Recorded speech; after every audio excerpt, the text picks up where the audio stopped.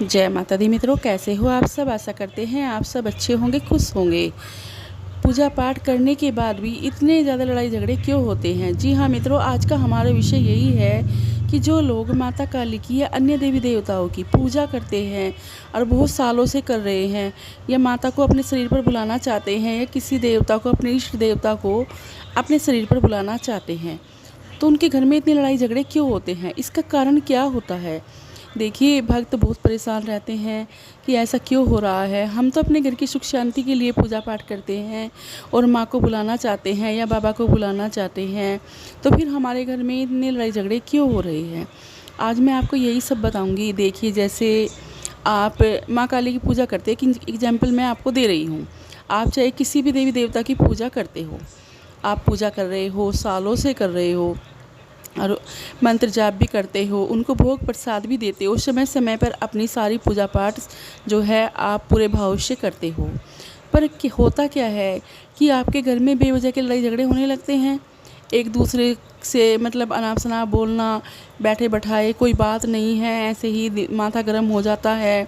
या क्या होता है, हमारे घर के बच्चे हमारी बात नहीं सुनते, गलत राह पर चलने लगते हैं, या हमारा घर के बड़े सदस्य होते हैं वो हमें छोड़कर बाहर चल देते हैं ऑटोमेटिक, क्योंकि हमने उन्हें कुछ कहा भी नहीं। इस तरह की चीज़ें होने लगती है। कारोबार जो है बिल्कुल ख़त्म हो जाता है। अगर कारोबार थोड़ा घना चलता भी है, चाहे वो कारोबार है, आपकी दुकान है, छोटा मोटा आपका सब्जी का ठेला है, कुछ भी है, थोड़ा घना चलता भी है तो उसमें आपका मन नहीं लगता। तो इन सब चीज़ों के पीछे कारण क्या होता है, देखिए मैं आपको बताती हूँ कारण क्या होता है। कारण ये होता है, जिस देवी देवता की पूजा आप सालों से कर रहे हो और उनको अपने शरीर पर बुलाना चाहते हो, ये सब वही करवा रहे हैं, क्योंकि वे आपकी परीक्षा ले रहे हैं। आपके जो कर्म हैं उनको साफ कर रहे हैं, बिल्कुल साफ शुद्ध करके ही तो वो आपके शरीर पर आएंगे। तो वो आपके साथ ऐसा करवा रहे हैं। आपका कारोबार में मन ना लगना, आपका कारोबार ठप हो जाना, ये सब जो है वही देवी देवता कर रहे हैं, क्योंकि वो देख रहे हैं कि आपके अंदर जो है कितना सब्र है। क्या आपका सब्र टूटता है, आप परेशान हो जाते हैं, क्या करते हैं आप, पूजा पाठ करना बंद कर देते हो, या आप दूसरों के सामने कहते हो कि पूजा में कुछ नहीं रखा, भगवान कहीं पर नहीं होते, हम तो बेवजह से ही सालों से अपना माथा फोड़ रहे हैं। इस तरह की चीज़ें आप क्या बाहर वालों के सामने कहते हो, या फिर आप दरबारों में जाते हो, भक्तों के पास जाने लगते हो, वहाँ पर क्या करते हो आप जाकर कि हमें कोई और दूसरा समाधान बताइए, तो वो आपको किसी और की पूजा करवा देते हैं। जैसे वे पूजा करते हैं अपने देवी देवता की, आपको वो दूसरी लाइन पर लगा देते हो, आप उनकी पूजा में जो है व्यस्त हो जाते हो, अपनी पूजा को भूल जाते हो।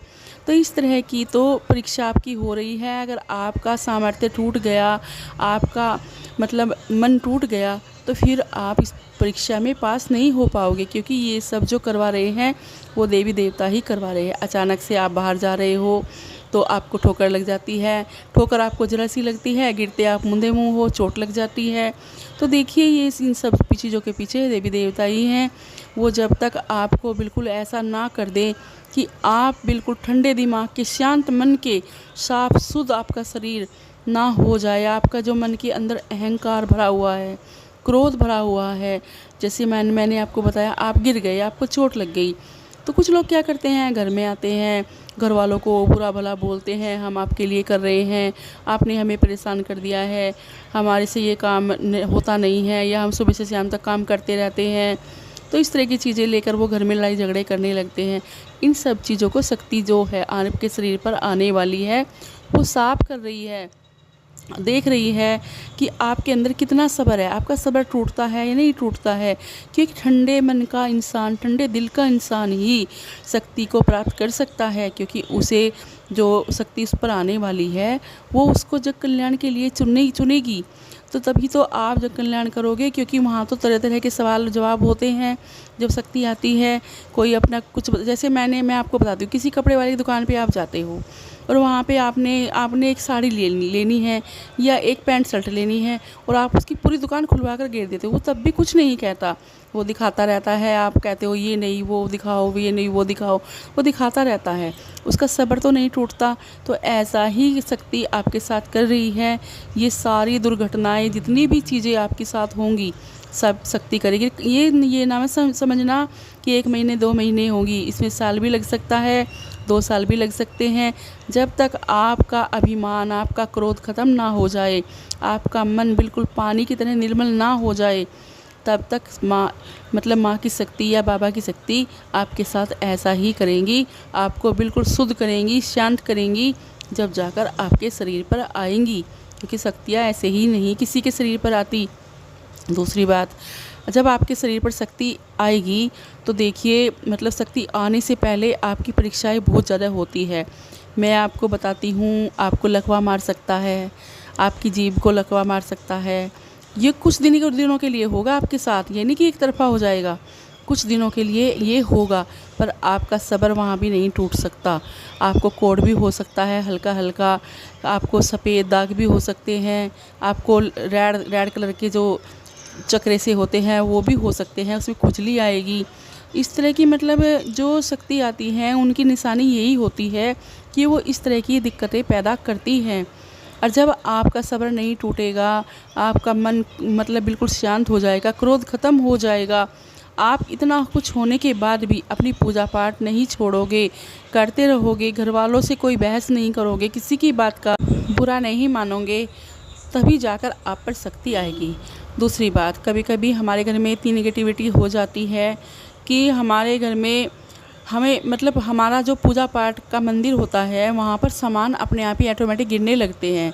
जैसे हमारे मंदिर में छोटी सी प्रतिमा रखी है गणेश जी की, या हनुमान जी की रखी है, या माता काली, तो शाम को आपने पूजा की है, वो सुबह को देखते हो मुंदी पड़ी है, उनके जो बर्तन हैं वो मुंदे पड़े हैं। ये नेगेटिविटी होती है घर में, क्योंकि वो पूजा को बर्दाश्त नहीं करती, वो आपको परेशान करना चाहती है, आपका मन ख़राब करना चाहती है। यहाँ भी आपका सब्र नहीं टूटना है, और आपको इसके लिए एक उपाय करना है। किसी भी शनिवार या मंगलवार की रात को आपको सिंधा नमक लेना है। सिंधा नमक जानते हो जो व्रत में खाते हैं, उसको लेना है। और आपको एक मुट्ठी नमक लेकर पहले पूरे घर में से घुमाना है, और पूरे घर में से घुमाकर आपको वो जो सेंधा नमक है अपने मेन गेट के दोनों कोनों पर डाल देना है। एक ही मुट्ठी लेना है और पूरे घर में से आपको घुमाकर बाहर की साइड जाना है और अपने मेन गेट के दोनों साइड डाल देना है। सुबह उसको उठाना है, किसी बहते दरिया में या नाली में फेंक देना है। इस तरह से जो आपके घर में नेगेटिविटी छाई हुई है और वो आपको परेशान करना चाहती है, आपकी पूजा पाठ सफल नहीं होना देना चाहती, तो वो आपके घर से साफ़ हो जाएगी इस नमक के साथ। तो इस तरह का ये उपाय आपको कम से कम 11 शनिवार या 11 मंगलवार करना है। देख लेना, आपको खुद पता चल जाएगा कि आपके घर में से नेगेटिविटी कितनी जल्दी ख़त्म हो गई है। और जो पूजा पाठ आप कर रहे हो, जिस भी देवी देवता की करते हो, उसको आपको बिल्कुल करना है, रुकना नहीं। ये चीज़ें जब तक चलेगी जब तक आपके शरीर पर शक्ति आएगी। जब शक्ति आएगी तो आपको दिव्य दृष्टि मिल जाएगी, आपके चक्र खुल जाएंगे, आप सामने वाले के मन की बात को जो है जानने लगोगे कि इसके मन में क्या चल रहा है। आप जब कल्याण करोगे, आप वही काम करोगे जो शक्ति आपसे करवाएगी। आप कुछ भी अपनी मर्ज़ी से नहीं कर सकते।